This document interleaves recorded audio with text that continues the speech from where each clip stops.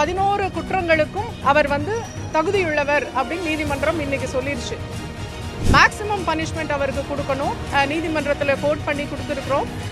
ஞானசேகருக்கு எதிரான 11 குற்றச்சாட்டுகள் இன்றைக்கு 11 குற்றங்களுக்கும் அவர் தகுதியுள்ளவர் அப்படின்னு நீதிமன்றம் இன்னைக்கு சொல்லிருச்சு. அவர் மீது 11 குற்றச்சாட்டுகள் அரசு தரப்பில் சுமத்தப்பட்டன. 11 குற்றங்களையும் அவர் அரசு தரப்பு அதை நிரூபித்து சாட்சியங்கள், ஆவண சாட்சியங்கள் மற்றும் தடய அறிவியல் துறை சாட்சியங்கள் எல்லா மூலமாகவும் அது நிரூபிக்கப்பட்டு இன்றைக்கு அவர் குற்றவாளி அப்படின்னு மாண்புமிகு நீதிமன்றத்தினால இன்றைக்கு கூறப்பட்டுள்ளது. அந்த தண்டனை விவரங்கள் என்ன அப்படிங்கிறத 2ஆம் தேதி வெளியிடப்படும், 2/6 அன்றைக்கு வெளியிடப்படும் அப்படின்னு மாண்புமிகு நீதிமன்றம் இன்னைக்கு சொல்லியிருக்கு.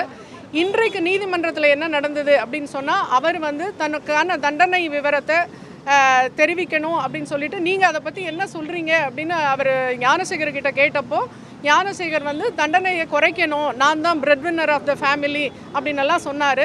அரசு தரப்பில் அதுக்கு கடுமையான ஆட்சேபம் தெரிவித்து மேக்ஸிமம் பனிஷ்மெண்ட் அவருக்கு கொடுக்கணும் அப்படின்னு சொல்லி அது போக அதுக்கான ஜட்ஜ்மெண்ட்ஸையும் நீதிமன்றத்தில் கோட் பண்ணி கொடுத்துருக்குறோம்.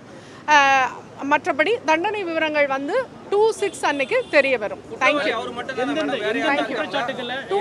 2/6 அன்னைக்கு டீட்டெயில்டாக சொல்லலாம். தண்டனை விவரம் தெரிகிற வரைக்கும் வழக்கினுடைய தன்மை, வழக்கினுடைய மற்ற விவரங்களை இன்றைக்கு சொல்ல முடியாது. 2/6 அன்னைக்கு சொல்லலாம். இது போன்ற செய்திகளை மேலும் தெரிந்து கொள்ள எங்களது யூடியூப், ஃபேஸ்புக் மற்றும் ட்விட்டர் ஆப்களை சப்ஸ்கிரைப் செய்யவும்.